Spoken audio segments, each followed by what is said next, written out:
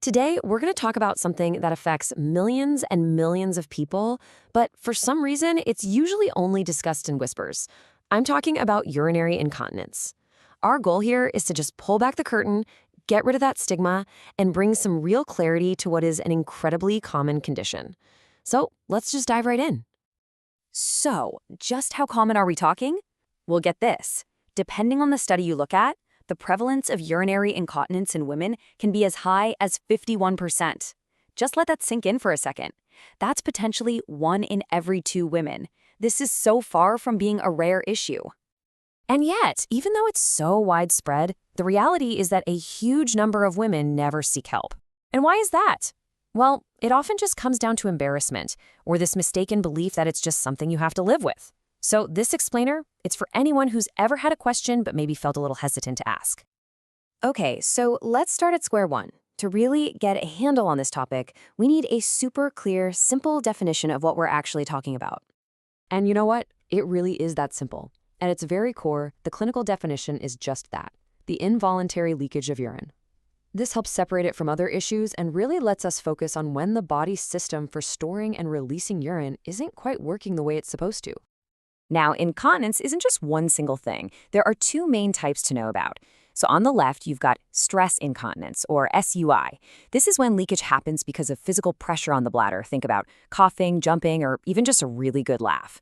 Then on the right, you have urgency incontinence. That's that sudden, overwhelming, I've got to go right now feeling. And it can be triggered by the strangest things, like the sound of running water or stepping out into the cold.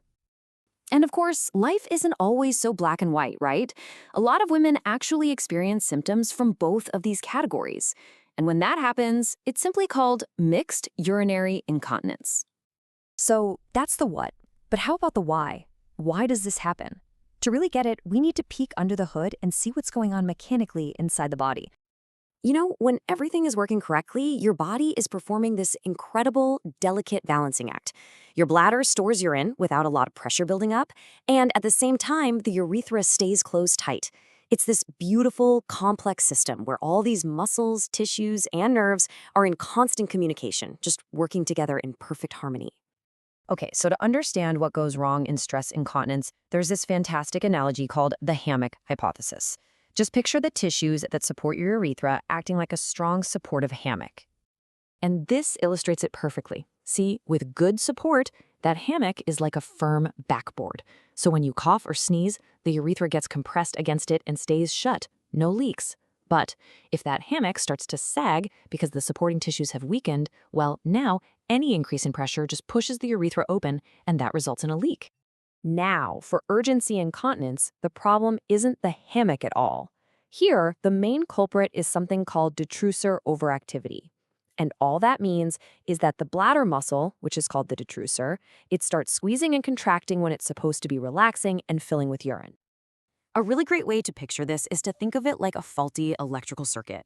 For reasons that aren't always totally clear, the bladder muscle starts getting these random, rogue signals to contract, and that's what creates that sudden, really desperate urge to go. It doesn't even matter if your bladder is full or not. Now, it is true that the chances of experiencing incontinence go up as we get older. You can see a really clear trend right here, with the numbers climbing as women move through the decades. But, and this is a really, really important but, we have to be so careful about the conclusion we draw from this data. And this right here, this is the crucial point. Experts are absolutely adamant about this. Just because something becomes more common with age does not make it normal. It's not an inevitable part of getting older. It is a medical condition. And because it's a medical condition, it can and should be addressed. Of course, age isn't the only piece of the puzzle. Things like childbirth can affect that pelvic support system. A higher body mass index, or BMI, puts extra pressure on the bladder. Even smoking can play a role, partly because of chronic coughing, but also because of how it affects the body's tissues. And, sometimes it just runs in the family. All right, so let's say you do decide to talk to a doctor about this. What happens then? What can you expect? Let's demystify that whole diagnostic process. The reason a proper evaluation is so important is captured perfectly in this quote. I love this. It basically means that your symptoms alone don't always tell the whole story. What feels like one thing might actually be caused by something else entirely. A good evaluation helps get to the true root of the problem. And the process itself? It's actually very logical. It's not scary. It starts with a simple conversation about your symptoms and what triggers them. Then a doctor might ask you to keep what's called a voiding diary for a few days to look for patterns. After that comes a physical exam and some really simple tests right there in the office. It's all about building a complete picture of what's really going on. And that brings us to the best part, the most important part. What can we actually do about it?